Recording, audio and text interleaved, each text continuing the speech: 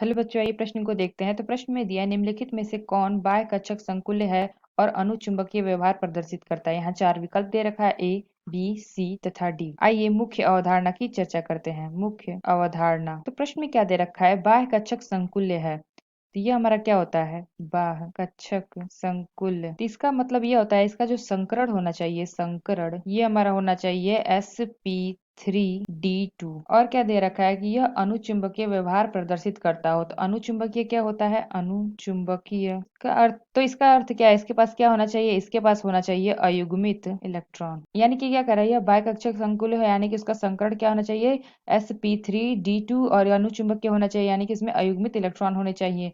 तो आइए पहला देखते हैं। तो पहला हमें क्या दे रखा है, पहला हमें दे रखा है, ये हमारा दे रखा है Ni2NH3 2+। यहाँ पे जो हमारा Ni है 2+, इसका इलेक्ट्रॉनिक विन्यास क्या होगा, 3d8 4s0। और इसको अगर हम कक्षक के फॉर्म में लिखेंगे तो ये हो जाएगा हमारा Ni2+, ये हो जाएगा 1 2 5, तो ये हो जाएगा हमारा 3d, और ये हो जाएगा 4s 4p, और ये हो जाएगा 4d। तो यहाँ पे इलेक्ट्रॉन कैसे भरेंगे, ये हो जाएगा 1 2 3 4 5 6 7 8, और ये हमारा तीनों खाली होगा। तो ये हमारा क्या है, ये हमारा है प्रबल। तो यानी कि जो हमारा NH3 है, ये हमारा है प्रबल लिगेंड। तो यानी कि ये हमारा प्रबल लिगेंड है, तो ये हमारा क्या करेगा, इसको युग्म में बदलेगा। तो अगर ये इसको भी युग्मित कर देता है, तो यहाँ पे हमारा एक कक्षक क्या होगा, खाली हो जाएगा। लेकिन हमें क्या चाहिए, दो कक्षक खाली चाहिए। तो अगर हमारा दो कक्षक खाली होगा तभी हमारा क्या होगा, D2 संकरण होगा। तो यानी कि यह इसको युग्मित नहीं करेगा, और इनमें से और एक हमारा S का लेगा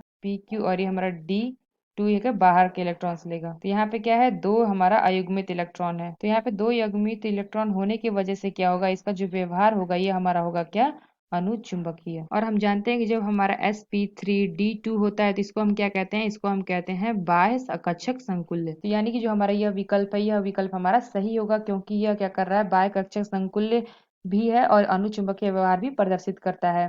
तो जो पहला विकल्प है ये हमारा सही होगा।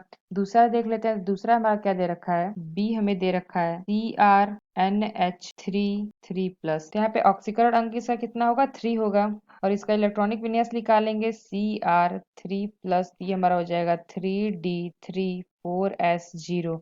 और इसको कक्षक के रूप में लिखेंगे तो ये हो जाएगा 3r3+, ये हो जाएगा हमारा 1 2 3 4, ये हो जाएगा 1 1 2। तो ये हो जाएगा हमारा 3d, ये 4s और ये 4p। इसमें इलेक्ट्रॉन भरे तो ये हमारा हो जाएगा 1 2 3। तो यहाँ पे सहसंयोजन अंक कितना है, 6 है। तो जितना सहसंयोजन योग होता है तो उतने ही ऑर्बिटल हमें खाली चाहिए होते हैं, किसके लिए, संकरण के लिए। तो कितने चाहिए, 6 चाहिए। तो यह है हमारा 1 2 3 4 5 6।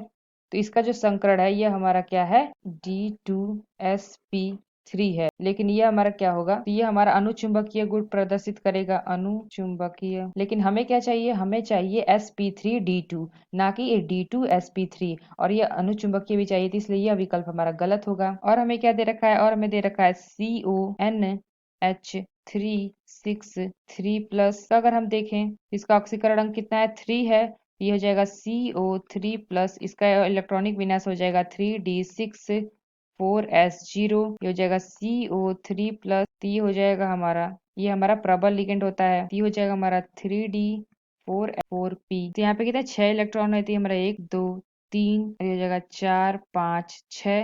तो ये क्या हो जाएगा, ये हमारा हो जाएगा D2sp3। तो यहाँ पे एक भी अयुग्मित इलेक्ट्रॉन नहीं है, तो ये हमारा क्या हो जाएगा, D2sp3 होने के साथ साथ ये हमारा क्या हो जाएगा, प्रतिचुंबकीय। क्योंकि यहाँ पे अयुग्मित इलेक्ट्रॉन नहीं है तो ये हमारा हो जाएगा प्रतिचुंबक। तो हमारा कौन सा विकल्प सही होगा, तो जो हमें दे रखा है ए, हमारा विकल्प दे रखा है Ni2, यह विकल्प हमारा सही होगा। यानी कि ANi2NH3 6 2+, यह विकल्प हमारा सही होगा, क्योंकि यह क्या कर रहा है, बाह्य कक्षक संकुल्य भी है और अनुचुंबकीय व्यवहार भी प्रदर्शित करता है। तो आशा करते हैं आपको समझ में आया होगा। धन्यवाद।